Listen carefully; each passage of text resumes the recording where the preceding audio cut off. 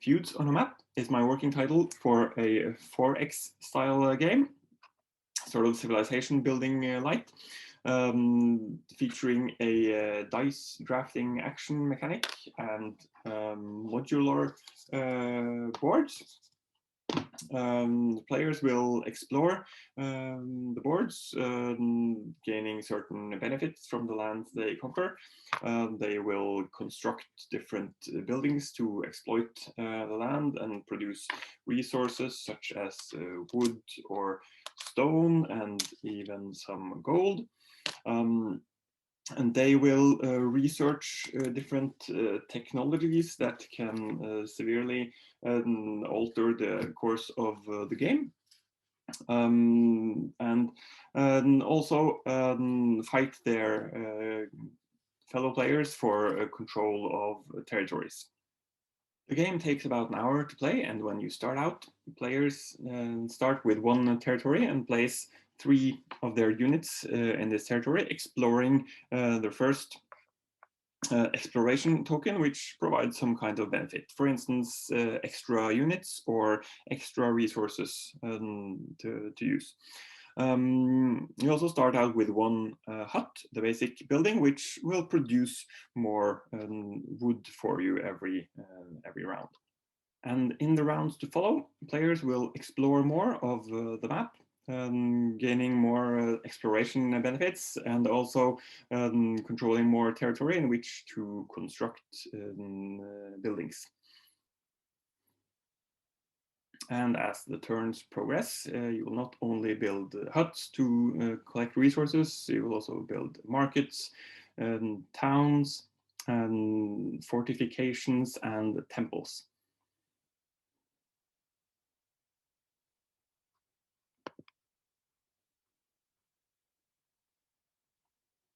At the end of each round, most of the buildings you've constructed will produce resources in some form. So the huts produce the basic resources of wood and stone.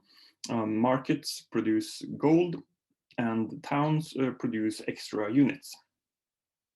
Fortifications and temples do not produce anything, but fortifications are very useful in defending your territory against attack, and the temples will score you a lot of points at the end of the game. Let's take a look at conflict.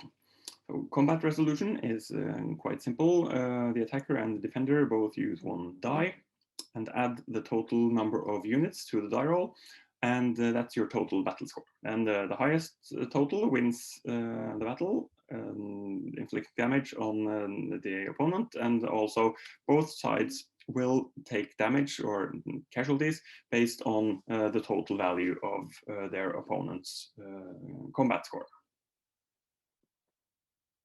Now let's get back to the dice drafting mechanic, as I mentioned. So each player has this action board, on which to place your dice.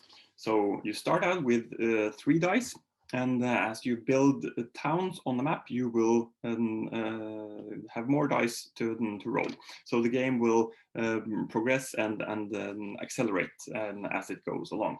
So on this action board, you have different actions. There's recruit, produce, build, attack, and research. You use dice for recruitment, production, attack, and research, and you use resources for building.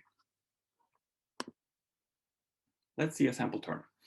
The player rolls 3 dice and places one of them on recruitment and the 2 other on production. That allows the player to recruit 1 unit in 1 territory and to produce 2 wood resources. And then after performing those actions, the player can build with whatever resources they have available.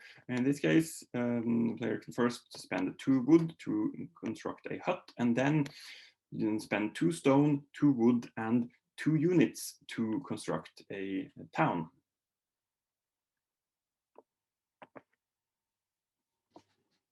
Here's another look at the action board. So as you can see, On the attack and research fields, there's a question mark, which means you can use basically any value of dice for these actions, but you will generally want to use the high rolls for those actions. For recruitment and production, on the other hand, there are specific numbers that you need to use. So that's where the low rolls are utilized, right? So the 1s and 2s are used for recruitment, and the 3s and 4s are used to harvest resources from your land. So a single 1 will recruit 1 unit, and a single 2 will recruit 1 unit, and a pair of 1s or a pair of 2s will recruit 3 units in total, and the same works for production. So for the second turn, the player now has 4 dice available because they built a town in the previous round. So rolling 4 dice, they spend the 2 high values they get for on attack, and then 2 ones on recruitment. So that allows them to recruit 3 units in different territories and to perform 2 separate attacks. So the first attack is an exploration into an unclaimed territory to gain a benefit. And the second attack is actually against another player. So as you can see, the active player has selected which die to use in their attack, while the defending player must roll a die in defense.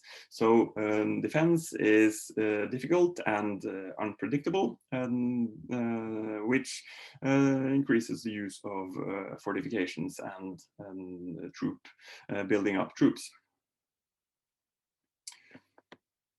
After attacking, or indeed at any time in their turn, they can build again, spending now 2 wood and 2 gold to build a market in order to generate more gold.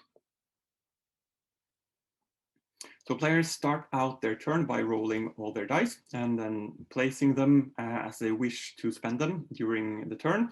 But then players take turns around the table performing exactly 1 action. So if I've chosen to place dice on recruitment and attack, when it's my turn, I will choose either to perform the recruitment action or the attack action. I can do those in any order.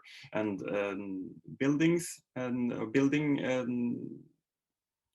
buildings is an action that I also can perform instead of using one of my dice. Okay, so it's time for technology. Now, there are currently 9 different technologies in play or in the game, but in any given game, you will only have 4 of them available. So you randomly select 4 technologies that will be available in the game. That means that each game will be slightly different from the previous one, depending on which technologies are actually available. So technologies are claimed as actions using dice. They have a cost, and whenever you pay the cost in dice value, you can place one of your units on that technology. So every player can basically research every technology, but there's usually a benefit to being the first to do so, and sort of be the only one to have that benefit, at least for a period of time. So some of the technologies are military and aggressive, maybe like sailing and archery, whereas others are more about resource generation and economy, such as masonry and banking. So there are different strategies to pursue. The game will end triggering a final round whenever all available technologies have been claimed by at least 1 player, or whenever all of the territories on the map have been explored. And then players play 1 final round and then calculate their scores. And then you basically get points for everything you've built. Every building counts as 1. Temples count extra. And you also get points for every territory you control on the map, and the gold you have in your possession, and the technologies you have researched.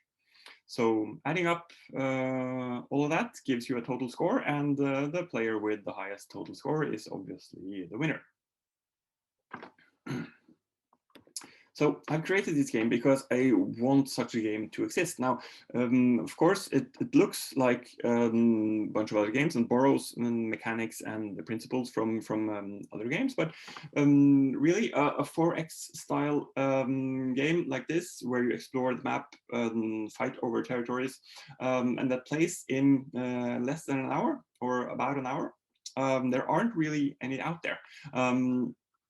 And there's the combination now at its core. It is an economic game. It's about resource production and territorial control, but then there's also conflict and the tension of dice rolling, but how not completely random like in the classic skirmish games, because the attacker will choose which dice they apply to the combat. So and you can also sort of scale and adjust the game somewhat to your preferences, because you can choose to you have more of the map modules in play, giving you a wider map, more exploration, longer game time. You can also include more technologies if you want a longer game, and you can adjust sort of the style of play by selecting consciously rather than randomly which technologies are included. So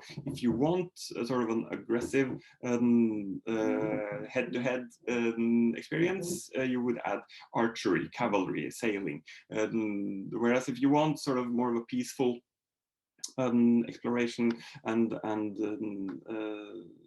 economic style game, you would add woodworking, masonry, banking, and armor for extra protection. So in that way, you can either randomly or consciously adapt the game to your preference. And the rule book would include sort of different scenario setups, manipulating the size of an orientation of the game board and the kinds of technologies that are involved. And in that way, the game can be enjoyed by different gaming groups with different preferences regarding conflict level and playing time, for instance. And that's, I think, a unique aspect of this game.